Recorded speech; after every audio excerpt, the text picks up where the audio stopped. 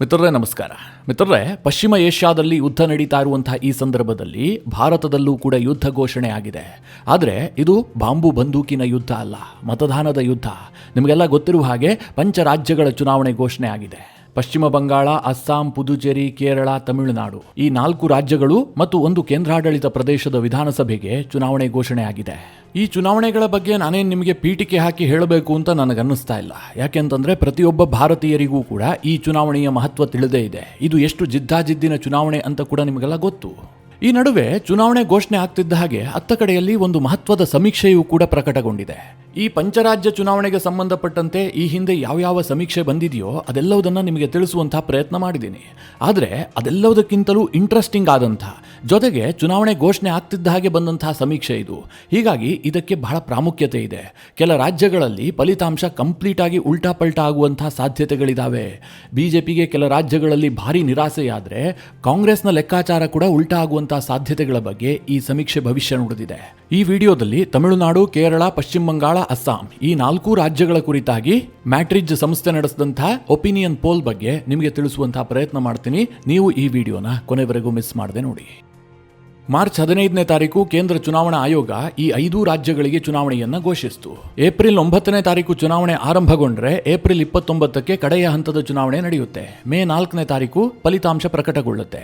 ಮೊದಲ ಹಂತದಲ್ಲಿ ಅಸ್ಸಾಂ, ಕೇರಳ, ಪುದುಚೇರಿ ಈ 3 ರಾಜ್ಯಗಳಲ್ಲೂ ಕೂಡ ಒಂದೇ ಹಂತದಲ್ಲಿ ಚುನಾವಣೆ ನಡೆಯುತ್ತೆ.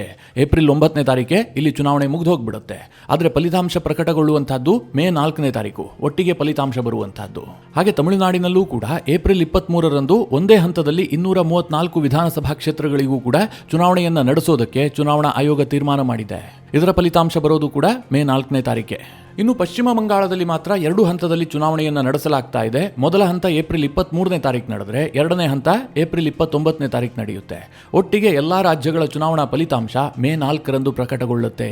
ಈ 5 ಚುನಾವಣೆಗಳಲ್ಲಿ ಪುದುಚೇರಿಯನ್ನು ಬಿಟ್ಟುಬಿಡಿ, ಅದು ಕೇಂದ್ರಾಡಳಿತ ಪ್ರದೇಶ. ಉಳಿದಂತೆ 4 ರಾಜ್ಯಗಳಲ್ಲಿ ಯಾವುದು ಅತಿ ಹೆಚ್ಚು ಜಿದ್ದಾಜಿದ್ದಿ ಇದೆ, ಈ ದೇಶದ ಜನರಿಗೆ ಅತಿ ಹೆಚ್ಚು ಕುತೂಹಲ ಯಾವ ಚುನಾವಣೆಯ ಬಗ್ಗೆ ಇದೆ ಕೇಳಿದ್ರೆ ಅದು ಪಶ್ಚಿಮ ಬಂಗಾಳದ ಚುನಾವಣೆಯ ಬಗ್ಗೆ. ಪ್ರತಿಯೊಬ್ಬರೂ ಕೂಡ ಅದೇ ಹೆಸರನ್ನು ಹೇಳ್ತಾರೆ. ಕಾರಣ, ಮಮತಾ ಬ್ಯಾನರ್ಜಿ ಅವರು ಕಳೆದ 3 ಬಾರಿಯಿಂದ ನಿರಂತರವಾಗಿ ಪಶ್ಚಿಮ ಬಂಗಾಳದಲ್ಲಿ ಅಧಿಕಾರಕ್ಕೆ ಬರ್ತಾ ಇದ್ದಾರೆ. ಅವರ ಗೆಲುವಿನ ಓಟಕ್ಕೆ ಬ್ರೇಕ್ ಹಾಕೋದಕ್ಕೆ ಯಾರಿಂದಲೂ ಸಾಧ್ಯ ಆಗಿಲ್ಲ. ಆದರೆ ಬಿಜೆಪಿ ಈ ಬಾರಿ ಸಂಕಲ್ಪ ಮಾಡಿಬಿಟ್ಟಿದೆ. ನರೇಂದ್ರ ಮೋದಿ ಅವರು ಸ್ವತಃ ಪಶ್ಚಿಮ ಬಂಗಾಳಕ್ಕೆ ಹೋಗಿಯೇ ಘೋಷಣೆ ಮಾಡಿದ್ದಾರೆ, ಇಲ್ಲಿರುವಂತಹ ಜಂಗಲ್ ರಾಜ್ಯವನ್ನ ನಾವು ಕಿತ್ತೊಗಿತೀವಿ, ಇಲ್ಲಿ ಸುಶಾಸನವನ್ನ ಜಾರಿಗೆ ತರ್ತೀವಿ, ಹೀಗೆ ಮೋದಿ ಘೋಷಣೆ ಮಾಡಿದ್ದಾರೆ. ಈ ಹಿಂದೆ ಬಿಹಾರದ ಚುನಾವಣೆ ಆಗ್ತಿದ್ದ ಹಾಗೆ ಗಂಗಾ ನದಿ ಬಿಹಾರದ ಮೂಲಕವಾಗಿ ಪಶ್ಚಿಮ ಬಂಗಾಳವನ್ನು ಕೂಡ ತಲುಪುತ್ತೆ. ಅಂದರೆ ನಮ್ಮ ಮುಂದಿನ ಟಾರ್ಗೆಟ್ ಪಶ್ಚಿಮ ಬಂಗಾಳ ಅನ್ನೋದನ್ನ ಪ್ರಧಾನಿ ನರೇಂದ್ರ ಮೋದಿ ಅವರು ಈ ಹಿಂದೆಯೇ ಘೋಷಣೆ ಮಾಡಿದ್ರು. ಬಿಜೆಪಿ 2021ರ ಪಶ್ಚಿಮ ಬಂಗಾಳ ಚುನಾವಣೆಯಲ್ಲೂ ಕೂಡ ಭಾರಿ ನಿರೀಕ್ಷೆಯನ್ನು ಇಟ್ಟುಕೊಂಡಿತ್ತು. ಅಮಿತ್ ಶಾ ಅಂತೂ ಹಲವು ದಿನಗಳ ಕಾಲ ಬಂಗಾಳದಲ್ಲೇ ಟಿಕ್ಕಾಣಿ ಹೂಡಿದ್ರು. ಆ ಸಂದರ್ಭದಲ್ಲಿ ಅವರು ಯಾವುದೇ ಇಂಟರ್ವ್ಯೂಗಳನ್ನು ಕೊಟ್ಟರೂ ಕೂಡ ಒಂದೇ ಮಾತು ಹೇಳ್ತಾ ಇದ್ರು, ಈ ಬಾರಿ ಬಂಗಾಳದಲ್ಲಿ ಬಿಜೆಪಿ 200 ಸೀಟ್ಗಿಂತ ಒಂದೇ ಒಂದು ಕಡಿಮೆ ಬರೋದಿಲ್ಲ, ನಾವು 200ಕ್ಕಿಂತ ಜಾಸ್ತಿ ಸೀಟ್ಗಳನ್ನೇ ಗೆಲ್ತೀವಿ, ಅಂತಹ ಒಂದು ಪ್ರಚಂಡ ಬಹುಮತದ ಸರ್ಕಾರವನ್ನು ರಚನೆ ಮಾಡ್ತೀವಿ ಅಂತ ಅಮಿತ್ ಶಾ ಹೇಳ್ತಾ ಇದ್ರು. ಆದರೆ ಆಗಿದ್ದೇ ಬೇರೆ. 2021ರ ಚುನಾವಣೆಯಲ್ಲಿ ಮಮತಾ ಬ್ಯಾನರ್ಜಿ ಅವರು 2/3 ಬಹುಮತವನ್ನು ಗಳಿಸಿ 3ನೇ ಬಾರಿಗೆ ಅಧಿಕಾರಕ್ಕೆ ಬಂದುಬಿಟ್ರು. ಹೀಗಿರುವಂತಹ ಸಂದರ್ಭದಲ್ಲಿ ಬಿಜೆಪಿ ಈ ಬಾರಿಯೂ ಕೂಡ ಅದೇ ಹುಮ್ಮಸ್ಸಿನಲ್ಲಿದೆ. ಆ ಬಾರಿ ಏನೋ ಮಿಸ್ ಆಗ್ಬಿಡ್ತು, ಈ ಸಲ ಮಿಸ್ ಆಗೋದಕ್ಕೆ ನಾವು ಬಿಡೋದಿಲ್ಲ, ನಾವು ಹೆಚ್ಚಿನ ಪರಿಶ್ರಮವನ್ನು ಹಾಕ್ತೀವಿ, ಬಂಗಾಳದಲ್ಲಿ ಮಮತಾ ಬ್ಯಾನರ್ಜಿ ವಿರುದ್ಧ ಆಡಳಿತ ವಿರೋಧಿ ಅಲೆ ಇದೆ, ಹೀಗಂತ ಬಿಜೆಪಿಯವರು ಬಹಳ ಉತ್ಸಾಹದಿಂದ ಮುನ್ನುಗ್ತಾ ಇದ್ದಾರೆ. ಈ ಸಂದರ್ಭದಲ್ಲಿ ಮ್ಯಾಟ್ರಿಜ್ ಸಮೀಕ್ಷೆ ಏನು ಹೇಳ್ತಾ ಇದೆ ಕೇಳಿದ್ರೆ, ಬಿಜೆಪಿಯವರಿಗೆ ಈ ಬಾರಿಯೂ ಕೂಡ ಅಧಿಕಾರ ಸಿಗೋದಿಲ್ಲ. ಅವರು ಅಧಿಕಾರದ ಸಮೀಪಕ್ಕೆ ಬರ್ತಾರೆ, ಆದರೆ ಅಧಿಕಾರ ಗಳಿಸೋದಕ್ಕೆ ಸಾಧ್ಯ ಇಲ್ಲ ಅಂತ. ಪಶ್ಚಿಮ ಬಂಗಾಳದಲ್ಲಿ ಒಟ್ಟು ಇರುವಂತಹದ್ದು 294 ವಿಧಾನಸಭಾ ಕ್ಷೇತ್ರ. ಅದರಲ್ಲಿ ಯಾರು 148 ಗಳಿಸ್ತಾರೋ ಅವರಿಗೆ ಅಧಿಕಾರ ಸಿಗುತ್ತೆ. 2016ಕ್ಕೆ ಮುಂಚೆ ಬಂಗಾಳ ಅಂತಿದ್ದ ಹಾಗೆ ಅಲ್ಲಿ ಎಡಪಕ್ಷಗಳು ಮತ್ತು ಮಮತಾ ಬ್ಯಾನರ್ಜಿಯವರ ನಡುವೆ ನೇರ ಫೈಟ್ ಇರ್ತಾ ಇತ್ತು. ಬಿಜೆಪಿಯಲ್ಲಿ ಗೇಮ್ನಲ್ಲೇ ಇರಲಿಲ್ಲ. ಆದರೆ 2019ರ ಲೋಕಸಭಾ ಚುನಾವಣೆ ಬಳಿಕ ಬಿಜೆಪಿ ಅಲ್ಲಿ ದೊಡ್ಡ ಮಟ್ಟದಲ್ಲಿ ತನ್ನ ಶಕ್ತಿಯನ್ನು ವೃದ್ಧಿ ಮಾಡಿಕೊಂಡಿದೆ. ಇಷ್ಟೆಲ್ಲ ಶಕ್ತಿಯನ್ನು ವೃದ್ಧಿ ಮಾಡಿಕೊಂಡ್ರೂ ಕೂಡ ಈ ಬಾರಿನೂ ಸಹ ಜಾದೂ ಮಾಡೋದಕ್ಕೆ ಸಾಧ್ಯ ಇಲ್ಲ ಅಂತ ಮ್ಯಾಟ್ರಿಜ್ ಸಮೀಕ್ಷೆ ಹೇಳ್ತಾ ಇದೆ. ಈ ಬಾರಿಯ ಚುನಾವಣೆಯಲ್ಲಿ ಟಿಎಂಸಿ ಅಂದರೆ ಮಮತಾ ಬ್ಯಾನರ್ಜಿಯವರ ತೃಣಮೂಲ ಕಾಂಗ್ರೆಸ್ ಏನಿದೆ, ಅವರು 155ರಿಂದ 170 ಸ್ಥಾನಗಳನ್ನು ಗೆಲ್ಲಬಹುದು. ಅಂದರೆ ಮಮತಾ ಬ್ಯಾನರ್ಜಿ ಅವರಿಗೆ ಒಂದು ಸರಳ ಬಹುಮತ ಬರುತ್ತೆ. ಕಳೆದ ಬಾರಿಗಿಂತ ಈ ಬಾರಿ ಸೀಟ್ಗಳ ಸಂಖ್ಯೆ ಕಡಿಮೆ ಆಗಬಹುದು, ಆದರೆ ಅಧಿಕಾರ ಕೈತಪ್ಪು ಹೋಗೋದಿಲ್ಲ. ಈ ಮೂಲಕವಾಗಿ ಬಂಗಾಳದಲ್ಲಿ ಸತತ 4ನೇ ಬಾರಿಗೆ ಮಮತಾ ಬ್ಯಾನರ್ಜಿ ಅವರು ಗೆದ್ದು ಮುಖ್ಯಮಂತ್ರಿ ಆಗ್ತಾರೆ ಅಂತ ಮ್ಯಾಟ್ರಿಜ್ ಸಮೀಕ್ಷೆ ಹೇಳ್ತಾ ಇದೆ. ಬಿಜೆಪಿಗೆ ಕಳೆದ ಬಾರಿ ಅಂದರೆ 2021ಕ್ಕಿಂತ ಈ ಬಾರಿ ಸೀಟ್ಗಳ ಸಂಖ್ಯೆ ಜಾಸ್ತಿ ಆಗುತ್ತೆ. ಅವರು 100 ಕ್ರಾಸ್ ಆಗ್ತಾರೆ. ಆದರೆ ಅಧಿಕಾರ ಕೈಗೆ ಸಿಗೋದಿಲ್ಲ. 100ರಿಂದ 115 ಸ್ಥಾನಗಳನ್ನು ಬಿಜೆಪಿ ಗೆಲ್ಲಬಹುದು ಅಂತ ಈ ಸಮೀಕ್ಷೆ ಪ್ರೆಡಿಕ್ಟ್ ಮಾಡ್ತಾ ಇದೆ. ಸದ್ಯ ಬಂಗಾಳದ ಚಿತ್ರಣ ಹೇಗಾಗಿದೆ ಅಂತಂದ್ರೆ ಅಲ್ಲಿ ಹಿಂದೂ ವರ್ಸಸ್ ಮುಸ್ಲಿಂ ಮತಗಳ ಧ್ರುವೀಕರಣ ಆಗ್ತಾ ಇದೆ. ಮಮತಾ ಬ್ಯಾನರ್ಜಿ ಅವರು ಇಷ್ಟು ದಿನಗಳ ಕಾಲ ವಿಪರೀತವಾಗಿ ಮುಸ್ಲಿಂ ಓಲೈಕೆಯನ್ನ ಮಾಡ್ತಾ ಇದ್ರು. ಆದರೆ ಈಗ ತಂತ್ರಗಾರಿಕೆಯನ್ನ ಉಲ್ಟಾ ಮಾಡಿಬಿಟ್ಟಿದ್ದಾರೆ. ಯಾಕೆ ಅಂತಂದ್ರೆ ಮುಸ್ಲಿಂ ವಿರೋಧಿ ಭಾವನೆ ಜಾಸ್ತಿ ಆಗ್ತಾ ಇದೆ ಅಲ್ಲಿನ ಹಿಂದೂಗಳಿಗೆ. ಹೀಗಾಗಿ ನಾನೇನಾದರೂ ಇನ್ನೂ ಹೆಚ್ಚು ಮುಸ್ಲಿಂ ಓಲೈಕೆ ಮಾಡಿದ್ದೆ ಆದರೆ ಹಿಂದೂ ಮತಗಳು ಕಂಪ್ಲೀಟ್ ಆಗಿ ಬಿಜೆಪಿಯ ಕಡೆಗೆ ಧ್ರುವೀಕರಣಗೊಂಡು ಬಿಡುತ್ತೆ. ಇನ್ನೊಂದು ಕಡೆಯಲ್ಲಿ ಅಸಾದುದ್ದೀನ್ ಓವೈಸಿ ಅವರ AIMIM ಏನಿದೆ ಅದು ಕೂಡ ಫೀಲ್ಡ್ಗೆ ಇಳಿದಿದೆ. ಈ ಬಾರಿ ಓವೈಸಿ ಪಕ್ಷವೂ ಕೂಡ ಹೆಚ್ಚು ಪರಿಶ್ರಮ ಹಾಕಿ ಚುನಾವಣೆಯನ್ನು ಎದುರಿಸೋದಕ್ಕೆ ನಿರ್ಧಾರ ಮಾಡಿದೆ. ಹೀಗಾಗಿ ಮುಸ್ಲಿಂ ವೋಟ್ ಬ್ಯಾಂಕ್ ಕೂಡ ವಿಭಜನೆಗೊಳ್ಳುತ್ತೆ. ಹೀಗಾಗಿ ಮಮತಾ ಬ್ಯಾನರ್ಜಿ ಅವರು ಹಿಂದೂ ಮಂತ್ರವನ್ನು ಕೂಡ ಜಪಿಸ್ತಾ ಇದ್ದಾರೆ. ಈ ಸಮೀಕ್ಷೆ ಹೇಳ್ತಾ ಇದೆ AIMIM ಕೂಡ ಅಸಾದುದ್ದೀನ್ ಓವೈಸಿ ಪಕ್ಷವೂ ಕೂಡ 5ರಿಂದ 6 ಕ್ಷೇತ್ರವನ್ನು ಗೆಲ್ಲಬಹುದು. ಅಂದ್ರೆ ದೊಡ್ಡ ಮಟ್ಟದಲ್ಲಿ ಮುಸ್ಲಿಂ ವೋಟ್ ಬ್ಯಾಂಕ್ ವಿಭಜನೆ ಆಗುವಂತಹದ್ದನ್ನ ಈ ಮ್ಯಾಟ್ರಿಕ್ಸ್ ಸಮೀಕ್ಷೆ ಸೂಚಿಸ್ತಾ ಇದೆ. ಇನ್ನು ಬಂಗಾಳದಲ್ಲಿ ಬಹಳ ಸುದೀರ್ಘ ರಾಜಕಾರಣ ಮಾಡಿದ್ದಂತಹ ಕಾಂಗ್ರೆಸ್ ಮತ್ತು ಎಡಪಕ್ಷಗಳು ಈ ಬಾರಿ ಚುನಾವಣೆಯಲ್ಲಿ ಯಾವುದೇ ಸ್ಥಾನವನ್ನು ಗೆಲ್ಲೋದಕ್ಕೆ ಸಾಧ್ಯ ಇಲ್ಲ, ಶೂನ್ಯ ಸಾಧನೆ ಮಾಡಬಹುದು ಅಂತ ಈ ಸಮೀಕ್ಷೆ ಪ್ರೆಡಿಕ್ಟ್ ಮಾಡ್ತಾ ಇದೆ. ಸಹಜವಾಗಿ ಈ ಸಮೀಕ್ಷೆ ಬಿಜೆಪಿಗಂತೂ ನಿರಾಸೆಯನ್ನ ತಂದಿದೆ. ಮಮತಾ ಬ್ಯಾನರ್ಜಿ ಸ್ವಲ್ಪ ನಿಟ್ಟುಸಿರು ಬಿಡುವಂತಾಗಿದೆ. ಆದರೆ ಇದೇ ಫೈನಲ್ ಆಗುತ್ತೆ ಅಂತ ಹೇಳೋದಕ್ಕೆ ಸಾಧ್ಯ ಇಲ್ಲ. ಚುನಾವಣೆಗೆ ಇನ್ನೂ ಕೂಡ ಸಮಯಾವಕಾಶ ಇದೆ. ಕೊನೆಯ ದಿನಗಳಲ್ಲಿ ಏನಾಗುತ್ತೆ ಅನ್ನೋದನ್ನ ಕಾದು ನೋಡಬೇಕಷ್ಟೇ. ಬಂಗಾಳದ ವಿಚಾರದಲ್ಲಿ ಈ ಹಿಂದೆ ಸಮೀಕ್ಷೆಗಳು ಸರಿಯಾಗಿದ್ದು ಬಹಳ ಕಡಿಮೆ. ಲೋಕಸಭಾ ಚುನಾವಣೆಯಲ್ಲೂ ಕೂಡ ಈ ಬಾರಿ ಬಿಜೆಪಿ ಹೆಚ್ಚು ಸೀಟ್ಗಳನ್ನು ಗೆಲ್ಲುತ್ತೆ ಅಂತ ಎಲ್ಲ ಸಮೀಕ್ಷೆಗಳು ಕೂಡ ಹೇಳಿದ್ವು. ಆದರೆ ಬಂಗಾಳದಲ್ಲಿ ಬಿಜೆಪಿ ಕಳೆದ ಬಾರಿಗಿಂತ ಕಡಿಮೆ ಸಾಧನೆಯನ್ನ ಮಾಡಿತು. ಬಂಗಾಳದ ಚುನಾವಣೆಯ ಗ್ರೌಂಡ್ ರಿಯಾಲಿಟಿಯನ್ನು ಅರ್ಥ ಮಾಡಿಕೊಳ್ಳುವಂಥದ್ದು ಅಷ್ಟು ಈಸಿ ಇಲ್ಲ. ಇನ್ನು ಬಂಗಾಳದೊಂದಿಗೆ ಗಡಿ ಹಂಚಿಕೊಂಡಿರುವಂತಹ ಅಸ್ಸಾಂನಲ್ಲೂ ಕೂಡ ಚುನಾವಣೆ ನಡೀತಾ ಇದೆ. ಅಲ್ಲಿ ಒಟ್ಟು ಇರುವಂತಹದ್ದು 126 ವಿಧಾನಸಭಾ ಕ್ಷೇತ್ರಗಳು. ಕಳೆದ 2 ಬಾರಿಯಿಂದಲೂ ಕೂಡ ಬಿಜೆಪಿಯಲ್ಲಿ ಅಧಿಕಾರಕ್ಕೆ ಬಂದಿದೆ. ಈಗ ಈ ಮ್ಯಾಟ್ರಿಕ್ಸ್ ಸಮೀಕ್ಷೆ ಹೇಳ್ತಾ ಇದೆ ಈ ಬಾರಿಯೂ ಕೂಡ ಬಿಜೆಪಿ ಮತ್ತೊಮ್ಮೆ ಅಧಿಕಾರಕ್ಕೆ ಬರುತ್ತೆ. ಅವರ ಗೆಲುವಿನ ಓಟಕ್ಕೆ ಬ್ರೇಕ್ ಹಾಕೋದಕ್ಕೆ ಸಾಧ್ಯವೇ ಇಲ್ಲ ಅಂತ. ಬಿಜೆಪಿ ಅತ್ಯಧಿಕ ಅಂದರೆ 96ರಿಂದ 98 ಸ್ಥಾನವನ್ನು ಗೆಲ್ಲಬಹುದು. ಹಿಮಂತ ಬಿಸ್ವಾ ಶರ್ಮಾ 2/3 ಮೆಜಾರಿಟಿಯೊಂದಿಗೆ ಮತ್ತೆ ಸಿಎಂ ಆಗುವ ಸಾಧ್ಯತೆ ಇದೆ ಅಂತ ಮ್ಯಾಟ್ರಿಕ್ಸ್ ಸಮೀಕ್ಷೆ ಹೇಳ್ತಾ ಇದೆ. ಇನ್ನು ಅಸ್ಸಾಂ ಬಗ್ಗೆ ಕಾಂಗ್ರೆಸ್ ಬಹಳ ನಿರೀಕ್ಷೆಯನ್ನ ಇಟ್ಕೊಂಡಿದೆ. ಇಲ್ಲಿಗೆ ಸ್ಕ್ರೀನಿಂಗ್ ಕಮಿಟಿ ಅಧ್ಯಕ್ಷರಾಗಿ ಪ್ರಿಯಾಂಕಾ ಗಾಂಧಿ ನೇಮಕಗೊಂಡಿದ್ದಾರೆ. ಇದೊಂಥರ ಕಾಂಗ್ರೆಸ್ನ ತಂತ್ರಗಾರಿಕೆಯ ಬಗ್ಗೆ ಬಹಳ ಆಶ್ಚರ್ಯವನ್ನು ಕೂಡ ಹುಟ್ಟಿಸ್ತಾ ಇದೆ. ಯಾಕೆ ಗೊತ್ತಾ? ಪ್ರಿಯಾಂಕಾ ಗಾಂಧಿ ಕೇರಳದ ಸಂಸದರು. ಕೇರಳದಲ್ಲಿ ಅವರಿಗೆ ಹೆಚ್ಚು ಜನಪ್ರಿಯತೆ ಇದೆ. ಇಂತಹ ಸಂದರ್ಭದಲ್ಲಿ ಪ್ರಿಯಾಂಕಾ ಗಾಂಧಿ ಕೇರಳಕ್ಕೆ ಹೋಗಿದ್ದೆ ಆದ್ರೆ ಅಲ್ಲಿ ಹೆಚ್ಚು ಲಾಭ ಆಗ್ತಾ ಇತ್ತು.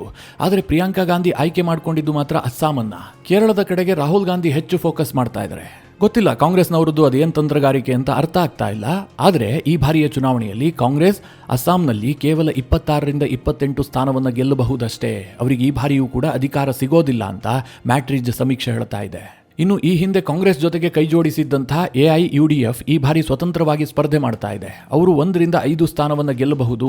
ಇತರೆ ಚಿಕ್ಕ ಪುಟ್ಟ ಪಕ್ಷಗಳಿದಾವಲ್ಲ, ಇವರು 1ರಿಂದ 3 ಸ್ಥಾನವನ್ನು ಗೆಲ್ಲಬಹುದು ಅಂತ ಈ ಸಮೀಕ್ಷೆ ಪ್ರೆಡಿಕ್ಟ್ ಮಾಡಿದೆ. ನನಗೆ ಈ ಎರಡೂ ಸಮೀಕ್ಷೆಯಲ್ಲೂ ಕೂಡ ಬಹಳ ಅಚ್ಚರಿ ಏನೂ ಕಂಡಿಲ್ಲ. ಬಂಗಾಳದಲ್ಲೂ ಕೂಡ ಒಂದು ಹಂತಕ್ಕೆ ನಿರೀಕ್ಷಿತವೇ. ಬಿಜೆಪಿಯಲ್ಲಿ ಗೆಲ್ಲುವಂತಹದ್ದು ಅಷ್ಟು ಈಸಿ ವಿಚಾರ ಅಲ್ಲ. ಅಲ್ಲಿ ಟಫ್ ಫೈಟ್ ಇದೆ ಅನ್ನುವಂಥದ್ದು ಗೊತ್ತಾಗ್ತಾ ಇದೆ. ಇನ್ನು ಅಸ್ಸಾಂನಲ್ಲಿ ಅದು ಒನ್ ಸೈಡೆಡ್ ಮ್ಯಾಚ್. ಅಲ್ಲಿ ಬಿಜೆಪಿ ಗೆಲ್ಲುತ್ತೆ. ಯಾಕೆಂದರೆ ಆ ರೀತಿಯಾದಂತಹ ಒಂದು ಕ್ಯಾಸ್ಟ್ ಸಮೀಕರಣ ಇರಬಹುದು, ಅಪ್ಪರ್ ಅಸ್ಸಾಂನಲ್ಲಿ ಬಿಜೆಪಿಯ ಕಾರ್ಯತಂತ್ರ ಇರಬಹುದು, ಕಾಂಗ್ರೆಸ್ ಕೇವಲ ಮುಸ್ಲಿಂ ಮತ ಬ್ಯಾಂಕನ್ನು ಕೇಂದ್ರೀಕರಣ ಮಾಡಿಕೊಳ್ಳೋದಕ್ಕೆ ಯತ್ನ ಮಾಡ್ತಿರೋದಿರಬಹುದು. ಈ ಎಲ್ಲ ಕಾರಣದಿಂದಾಗಿ ಅಸ್ಸಾಂನಲ್ಲಿ ಬಿಜೆಪಿಯ ಕೈ ಮೇಲಿದೆ ಎನ್ನುವಂಥದ್ದು ಗೊತ್ತಾಗಿರುವಂತಹ ವಿಚಾರ. ಆದರೆ ತಮಿಳುನಾಡು ಮತ್ತು ಕೇರಳದ ವಿಚಾರದಲ್ಲಿ ಈ ಸಮೀಕ್ಷೆ ಮಾತ್ರ ಬಹಳ ಅಚ್ಚರಿಯ ಭವಿಷ್ಯವನ್ನು ನುಡಿತಾ ಇದೆ. ಅದರಲ್ಲೂ ಕೇರಳದ ವಿಚಾರದಲ್ಲಿ ನನಗಂತೂ ಡೌಟ್ ಇದೆ. ಕೇರಳದಲ್ಲಿ ಈ ಸಮೀಕ್ಷೆ ಸತ್ಯ ಆಗುತ್ತಾ ಅನ್ನೋದ್ರ ಬಗ್ಗೆ ಅನುಮಾನ ಮೂಡ್ತಾ ಇದೆ. ಯಾಕೆ ಗೊತ್ತಾ? ಕೇರಳದಲ್ಲಿರುವಂತಹದ್ದು ಒಟ್ಟು 140 ವಿಧಾನಸಭಾ ಕ್ಷೇತ್ರಗಳು. ಕೇರಳದ ರಾಜಕಾರಣ ನಿಮಗೆಲ್ಲ ಗೊತ್ತೇ ಇದೆ. ಅಲ್ಲಿ UDF ಒಮ್ಮೆ ಅಧಿಕಾರಕ್ಕೆ ಬರುತ್ತೆ, ಇನ್ನು 5 ವರ್ಷ ಆದ ಮೇಲೆ LDF ಅಧಿಕಾರಕ್ಕೆ ಬರುತ್ತೆ. ಆದರೆ ವಿಶೇಷ ಏನು ಕೇಳಿದ್ರೆ 2016 ಮತ್ತು 2021 ಎರಡೂ ಬಾರಿಯೂ ಕೂಡ ಅಲ್ಲಿ LDF ಅಧಿಕಾರಕ್ಕೆ ಬಂದಿತ್ತು. ಪಿಣರಾಯಿ ವಿಜಯನ್ ಕಳೆದ 10 ವರ್ಷದಿಂದ ಕೇರಳವನ್ನ ರೂಲ್ ಮಾಡ್ತಾ ಇದ್ದಾರೆ. ಬಹುತೇಕರ ಭಾವನೆ ಏನು ಗೊತ್ತಾ? ಪಿಣರಾಯಿ ವಿಜಯನ್ ಇನ್ನೊಮ್ಮೆ ರಿಪೀಟ್ ಮಾಡುವಂತಹ ಸಾಧ್ಯತೆಗಳು ಬಹಳ ಕಡಿಮೆ ಇದೆ. ಯಾಕೆ ಅಂತಂದ್ರೆ ಆಡಳಿತ ವಿರೋಧಿ ಅಲೆ ಬಹಳ ಎದ್ದು ಕಾಣ್ತಾ ಇದೆ. ಇತ್ತೀಚೆಗೆ ನಡೆದಂತಹ ಸ್ಥಳೀಯ ಸಂಸ್ಥೆ ಚುನಾವಣೆಯಲ್ಲೂ ಕೂಡ ಕಾಂಗ್ರೆಸ್ ಬಹಳ ದೊಡ್ಡ ಸಾಧನೆಯನ್ನ ಮಾಡಿದೆ. ಅಂದ್ರೆ UDF. LDF ಲೋಕಸಭಾ ಚುನಾವಣೆಯಲ್ಲೂ ಕೂಡ ಹಿನ್ನಡೆಯನ್ನು ಅನುಭವಿಸಿದೆ. ಸ್ಥಳೀಯ ಸಂಸ್ಥೆಯ ಚುನಾವಣೆಯಲ್ಲೂ ಕೂಡ ಭಾರಿ ಹಿನ್ನಡೆಯನ್ನು ಅನುಭವಿಸಿದೆ. ಹೀಗಾಗಿ ಪಿಣರಾಯಿ ವಿಜಯನ್ ಮತ್ತೊಮ್ಮೆ ಅಧಿಕಾರಕ್ಕೆ ಬರುವಂತಹ ಸಾಧ್ಯತೆಗಳು ಬಹಳ ಕಡಿಮೆ ಅಂತ ಎಲ್ಲರ ಭಾವನೆಯಾಗಿತ್ತು. ಆದರೆ ಈ ಸಮೀಕ್ಷೆ ಹೇಳ್ತಾ ಇದೆ LDF ಕೇರಳದಲ್ಲಿ 61ರಿಂದ 71 ಸ್ಥಾನವನ್ನು ಗೆಲ್ಲಬಹುದು. ಅದೇ ರೀತಿಯಾಗಿ ಕಾಂಗ್ರೆಸ್ ನೇತೃತ್ವದ UDF ಇದೆಯಲ್ಲ, ಇವರು ಕೂಡ 58ರಿಂದ 69 ಸ್ಥಾನವನ್ನು ಗೆಲ್ಲಬಹುದು ಅಂತ ಈ ಸಮೀಕ್ಷೆ ಪ್ರೆಡಿಕ್ಟ್ ಮಾಡ್ತಾ ಇದೆ. ಇನ್ನು ಕೇರಳಂನಲ್ಲಿ ಬಿಜೆಪಿ ಎಷ್ಟೇ ಪ್ರಯತ್ನ ಪಟ್ಟರೂ ಕೂಡ ಈ ಬಾರಿ ಅವರು ಹೆಚ್ಚು ಅಂತಂದ್ರೆ 2 ಸ್ಥಾನವನ್ನು ಗಳಿಸಬಹುದಷ್ಟೇ. ಅದಕ್ಕಿಂತ ಹೆಚ್ಚಿಗೆ ಸೀಟ್ ಬಿಜೆಪಿಗೆ ಬರೋದಿಲ್ಲ. ವೋಟ್ ಶೇರ್ನಲ್ಲಿ ಜಾಸ್ತಿ ಆದರೂ ಕೂಡ ಸೀಟ್ ಶೇರ್ನಲ್ಲಿ ಬಿಜೆಪಿಯ ಸ್ಥಾನ ಬಹಳ ಕಡಿಮೆ ಅಂತ ಈ ಸಮೀಕ್ಷೆ ಪ್ರೆಡಿಕ್ಟ್ ಮಾಡ್ತಾ ಇದೆ. ಇದನ್ನು ಸೂಕ್ಷ್ಮವಾಗಿ ಗಮನಿಸಿ. ಈ ಸಮೀಕ್ಷೆ ಏನು ಹೇಳ್ತಾ ಇದೆ ಅಂತಂದ್ರೆ LDF ಮತ್ತು UDF ನಡುವೆ ಪ್ರಬಲವಾದಂತಹ ಪೈಪೋಟಿ ಇದೆ. ಒಂದು ಹಂತದಲ್ಲಿ LDF ಅಧಿಕಾರಕ್ಕೆ ಬರುವಂತಹ ಚಾನ್ಸಸ್ ಜಾಸ್ತಿ ಇದೆ. UDF 58ರಿಂದ 69 ಸ್ಥಾನ, ಅಂದ್ರೆ UDFಗೆ ಈ ಸಮೀಕ್ಷೆ ಕೊಟ್ಟಿದೆಯಲ್ಲ 69 ಗರಿಷ್ಠ ಸಂಖ್ಯೆ, ಅಷ್ಟನ್ನ ಗೆದ್ರೂ ಕೂಡ ಅವರು ಅಧಿಕಾರ ನಡೆಸುವಂತಹದ್ದು ಕಷ್ಟ ಇದೆ. ಅಷ್ಟು ಟೈಟ್ ಆದಂತಹ ಫೈಟ್ ಇದೆ ಅಂತ ಈ ಸಮೀಕ್ಷೆ ಪ್ರೆಡಿಕ್ಟ್ ಮಾಡ್ತಾ ಇದೆ. ಹೀಗಾಗಿ ಕೇರಳ ಒನ್ ಸೈಡೆಡ್ ಮ್ಯಾಚ್ ಅಲ್ಲ, ಅಲ್ಲಿ LDF ಮತ್ತು UDF ನಡುವೆ ಭಾರಿ ಜಿದ್ದಾಜಿದ್ದಿನ ಪೈಪೋಟಿ ಇದೆ. ಇನ್ನು ಕಟ್ಟ ಕಡೆಯ ರಾಜ್ಯ ತಮಿಳುನಾಡು. ತಮಿಳುನಾಡಿನಲ್ಲಿ ಈ ಬಾರಿ DMK ಮತ್ತು AIDMK ಜೊತೆಗೆ TVK ಕೂಡ ಎಂಟ್ರಿ ಆಗಿದೆ. ಹೀಗಾಗಿ ತಮಿಳುನಾಡಿನ ಚುನಾವಣೆಯ ಬಗ್ಗೆ ಬಹಳ ಕುತೂಹಲ ಜಾಸ್ತಿ ಆಗಿದೆ. ಆದರೆ ಈ ಸಮೀಕ್ಷೆ ಹೇಳ್ತಾ ಇದೆ NDA ಗೆಲ್ಲುವಂತಹ ಫೇವರೇಟ್ ಆಗಿದೆ. ತಮಿಳುನಾಡಿನಲ್ಲಿ ಒಟ್ಟು 234 ವಿಧಾನಸಭಾ ಕ್ಷೇತ್ರಗಳಿದಾವೆ. ಅಲ್ಲಿ ಯಾರ ಅಧಿಕಾರಕ್ಕೆ ಬರಬೇಕಾದ್ರೂ ಕೂಡ 118 ಸ್ಥಾನವನ್ನ ಗೆಲ್ಲಲೇಬೇಕು. ತಮಿಳುನಾಡಿನ ರಾಜಕೀಯ ಇತಿಹಾಸವನ್ನ ನೋಡಿದ್ದೆ ಆದ್ರೆ ಅಲ್ಲಿ ಯಾರೋ ಸರಳ ಬಹುಮತವನ್ನ ಗಳಿಸಿ ಅಧಿಕಾರ ನಡೆಸಿದಂತಹ ಉದಾಹರಣೆಯೇ ಸಿಗೋದಿಲ್ಲ. ಅಲ್ಲಿ ಯಾವತ್ತೂ ಕೂಡ ಒನ್ ಸೈಡೆಡ್ ಮ್ಯಾಚೆ. ಗೆದ್ರು ಅಂತಂದ್ರೆ ಅವರು ಕ್ಲೀನ್ ಸ್ವೀಪ್ ಮಾಡಿಬಿಡ್ತಾರೆ. ಆಪೋಸಿಷನ್ ಪಾರ್ಟಿ ಹೇಳ ಹೆಸರಿಲ್ಲದಂತೆ ಹೋಗಿರುತ್ತೆ. ತಮಿಳುನಾಡಿನ ಜನ ಹೇಗೆ ಅಂತಂದ್ರೆ ಅಧಿಕಾರದಲ್ಲಿರುವವರನ್ನ ಸೋಲಿಸೋದಕ್ಕೋಸ್ಕರವಾಗಿ ಮತಗಟ್ಟೆಗೆ ಬಂದು ಮತದಾನ ಮಾಡ್ತಾರೆ. ಆ ರೀತಿಯಾದಂತಹ ಮತದಾನದ ಪ್ಯಾಟ್ರನ್ ಹೊಂದಿರುವಂತಹ ರಾಜ್ಯ ಅದು. ಆದರೆ ಇತ್ತೀಚಿನ ಎಲ್ಲಾ ಸಮೀಕ್ಷೆಗಳನ್ನು ನೋಡಿದ್ರೆ ಈ ಬಾರಿ ತಮಿಳುನಾಡಿನಲ್ಲಿ ಅಂತಹ ರಿಸಲ್ಟ್ ಬರುವ ಸಾಧ್ಯತೆಗಳು ಬಹಳ ಕ್ಷೀಣ ಇದೆ. ಎಲ್ಲೋ ಒನ್ ಸೈಡೆಡ್ ಮ್ಯಾಚ್ ಆಗೋದಕ್ಕೆ ಸಾಧ್ಯವೇ ಇಲ್ಲ. ಬಹಳ ಟಫ್ ಫೈಟ್ ಆಗುತ್ತೆ. ಯಾರೇ ಗೆದ್ರೂ ಕೂಡ ಅದು ಸರಳ ಬಹುಮತದ ಸರ್ಕಾರ ಆಗಿರುತ್ತೆ. ಇದಕ್ಕೆ ಕಾರಣ ಮತ್ತೇನೂ ಅಲ್ಲ, ತಮಿಳಿಗ ವೆಟ್ರಿ ಕಳಗಂ ಪಕ್ಷವನ್ನ ವಿಜಯ್ ಅವರು ಸ್ಥಾಪನೆ ಮಾಡಿದಾರಲ್ಲ, ಹೀಗಾಗಿ ತಮಿಳುನಾಡಿನಲ್ಲಿ ತ್ರಿಕೋನ ಸ್ಪರ್ಧೆ ಏರ್ಪಡ್ತಾ ಇದೆ. ಇದು ರಿಸಲ್ಟ್ನ ಮೇಲೆ ಬಹಳ ದೊಡ್ಡ ಪರಿಣಾಮ ಬೀರುತ್ತೆ ಅಂತ ಎಲ್ಲಾ ಸಮೀಕ್ಷೆಗಳು ಕೂಡ ಪ್ರೆಡಿಕ್ಟ್ ಮಾಡಿದ್ವು. ಈ ಮ್ಯಾಟ್ರಿಜ್ ಕೂಡ ಅದನ್ನೇ ಹೇಳ್ತಾ ಇದೆ. NDA ತಮಿಳುನಾಡಿನಲ್ಲಿ ಅಂದರೆ BJP ಮತ್ತು AIDMK ಮೈತ್ರಿಕೂಟ ಇದೆಯಲ್ಲ, ಇವರು 114ರಿಂದ 127 ಸ್ಥಾನವನ್ನು ಗೆಲ್ಲಬಹುದು. ಈ ಸಮೀಕ್ಷೆ ಪ್ರೆಡಿಕ್ಟ್ ಮಾಡ್ತಿರೋದೇನು ಕೇಳಿದ್ರೆ NDAಗೆ ಒಂದು ಕಂಫರ್ಟಬಲ್ ಮೆಜಾರಿಟಿ ಬಂದರೂ ಬರಬಹುದು. 127 ಬಂದರೆ ಅವರು ಈಸಿಯಾಗಿ ಅಧಿಕಾರವನ್ನು ನಡೆಸಬಹುದು. ಇಲ್ಲದೆ ಹೋದರೆ ಮೆಜಾರಿಟಿಯ ಸಮೀಪಕ್ಕೆ ಬರ್ತಾರೆ, 114 ಗೆಲ್ತಾರೆ. ಹೀಗಂತ ಈ ಸಮೀಕ್ಷೆ ಹೇಳ್ತಾ ಇದೆ. ಇನ್ನು DMK ನೇತೃತ್ವದ ಮೈತ್ರಿಕೂಟ ಇದೆಯಲ್ಲ, INDIA ಮೈತ್ರಿಕೂಟ, ಇವರು ಏನು ಬಹಳ ಹಿಂದೆ ಬಿದ್ದಿಲ್ಲ. ಇವರು ಕೂಡ ಈ ಚುನಾವಣೆಯಲ್ಲಿ 104ರಿಂದ 114 ಸ್ಥಾನವನ್ನು ಗೆಲ್ಲಬಹುದು ಅಂತ ಈ ಸಮೀಕ್ಷೆ ಪ್ರೆಡಿಕ್ಟ್ ಮಾಡ್ತಾ ಇದೆ. ಅಲ್ಲಿಗೆ ವಿಜಯ್ ಅವರ TVK ಪಕ್ಷ ಇದೆಯಲ್ಲ, ಏನೇ ಜಾದು ಮಾಡಿದ್ರೂ ಕೂಡ ಅವರು ಹೆಚ್ಚು ಅಂತಂದ್ರೆ 6ರಿಂದ 12 ಕ್ಷೇತ್ರಗಳಲ್ಲಿ ಗೆಲುವನ್ನು ಸಾಧಿಸಬಹುದು. ಅದಕ್ಕಿಂತ ಹೆಚ್ಚು ಸ್ಥಾನವನ್ನ ಅವರಿಗೆ ಗೆಲ್ಲೋದಕ್ಕೆ ಸಾಧ್ಯ ಆಗೋದಿಲ್ಲ. ಅವರು DMK ವೋಟನ್ನು ವಿಭಜಿಸ್ತಾರೆ, ಆದರೆ ಅದನ್ನು ಸೀಟಾಗಿ ಕನ್ವರ್ಟ್ ಮಾಡೋದಕ್ಕೆ ವಿಜಯ್ಗೆ ಸಾಧ್ಯ ಆಗೋದಿಲ್ಲ ಅಂತ ಈ ಸಮೀಕ್ಷೆ ಹೇಳ್ತಾ ಇದೆ. ಹೇಳೋದಕ್ಕೆ ಸಾಧ್ಯ ಇಲ್ಲ. ಇದೇ ರೀತಿಯ ರಿಸಲ್ಟ್ ಏನಾದರೂ ಬಂದಿದ್ದೆ ಆದರೆ ವಿಜಯ್ ಕಿಂಗ್ ಮೇಕರ್ ಆಗುವಂತಹ ಸಾಧ್ಯತೆಗಳಿದ್ದಾವೆ. ಈಗಾಗಲೇ ಕೆಲ ಮಾಧ್ಯಮಗಳು ಏನು ವರದಿ ಮಾಡ್ತಾ ಇದ್ದಾವೆ ಅಂತಂದ್ರೆ ವಿಜಯ್ನ ಸೆಳೆಯೋದಕ್ಕೆ BJP ಯತ್ನ ಮಾಡ್ತಾ ಇದೆ, DCM ಹುದ್ದೆಯ ಆಫರ್ ಅನ್ನ ಕೊಟ್ಟಿದೆ. ಈ ರೀತಿಯ ಸುದ್ದಿಗಳು ಕೂಡ ಇದ್ದಾವೆ. ಆದರೆ ಇದು ಅಣ್ಣಾ DMKಗೆ ಅಷ್ಟು ಇಷ್ಟ ಇದ್ದಂತೆ ಕಾಣ್ತಾ ಇಲ್ಲ. ತಮಿಳುನಾಡಿನಲ್ಲಿ BJPಯ ಪ್ರಯತ್ನ ಏನು ಕೇಳಿದ್ರೆ ಅಲ್ಲಿ ಶತಾಯಗತಾಯ DMKಯ ಸರ್ಕಾರ ಹೋಗಬೇಕು, ಅಲ್ಲಿ ಕಾಂಗ್ರೆಸ್ ವೀಕ್ ಆಗಬೇಕು ಅನ್ನುವಂಥದ್ದು BJPಯ ಪ್ರಯತ್ನ. ಯಾಕೆಂತಂದ್ರೆ ತಮಿಳುನಾಡಿನಲ್ಲಿ 39 ಲೋಕಸಭಾ ಕ್ಷೇತ್ರಗಳಿದ್ದಾವೆ. ಕಳೆದ ಚುನಾವಣೆಯಲ್ಲಿ ಅವರು ಕ್ಲೀನ್ ಸ್ವೀಪ್ ಮಾಡಿಬಿಟ್ಟಿದ್ರು. ಇದು INDIA ಕೂಟಕ್ಕೆ ಬಹಳ ಸ್ಟ್ರೆಂತ್ ಅನ್ನು ಕೊಟ್ಟಿದೆ.